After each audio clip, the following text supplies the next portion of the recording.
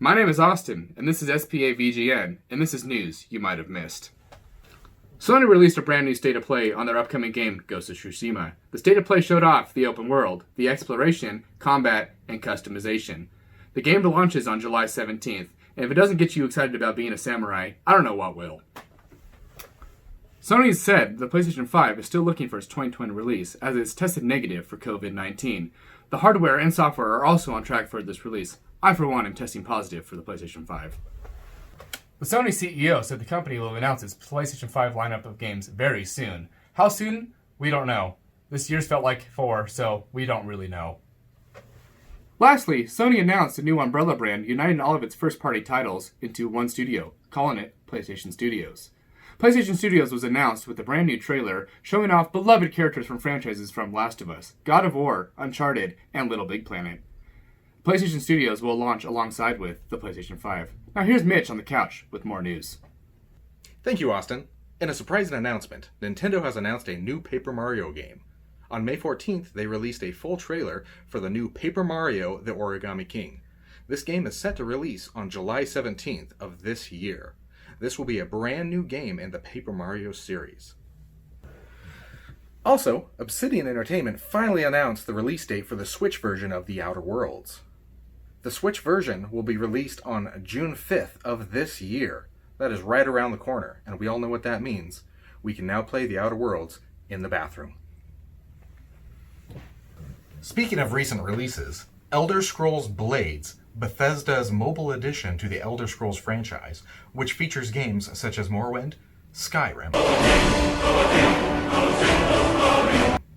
and others, has recently released on Nintendo Switch. This game supports cross-platform save data, so you can continue your journey from your mobile to your Nintendo Switch. Lastly, it's been reported that Nintendo has no plans to replace its traditional June E3 Nintendo Direct. On top of that, they have no plans, reportedly, to release a Nintendo Direct at all this year. If they did, it is stated that it could take all the way until September to release one. Nintendo has gone as far to tell developers not to worry about spoiler announcements for big upcoming games. Back to you, Austin. Thank you, Mitch. Epic Games released a brand new tech demo for the new engine, Unreal 5. Wait, what is this? Some breaking news? Speaking of Epic Games, Civilization 6 is currently free on the Epic Games Store until May 28th. Now back to the Unreal 5 news with me. The Unreal 5 engine tech demo was shown off running live on a PlayStation 5, and it really showed off the beautiful, powerful, and immersive graphics that will be the next generation consoles. But why the PlayStation 5, you might ask, and not the Xbox Series X? Maybe it has something to do with the hardware, the internals, something with teraflops.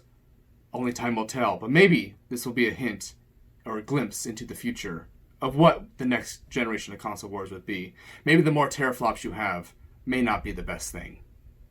Thank you, Steve. It's good to know that Civilization 6 is free for now. Another free game is on the PlayStation Store right now, Final Fantasy XIV. This game will be free until May 26th. In other news, Treyarch's latest entry in the Call of Duty series is reported to be a new Black Ops game set during the Cold War. This will most likely be a game that is focused around who can push their nuclear button quicker. And finally, how'd you get here so quick? According to Senior Vice President Pete Hines of Bethesda, news from Elder Scrolls 6 is likely years away. You know what that means? Just gotta put another 1,000 hours into Skyrim.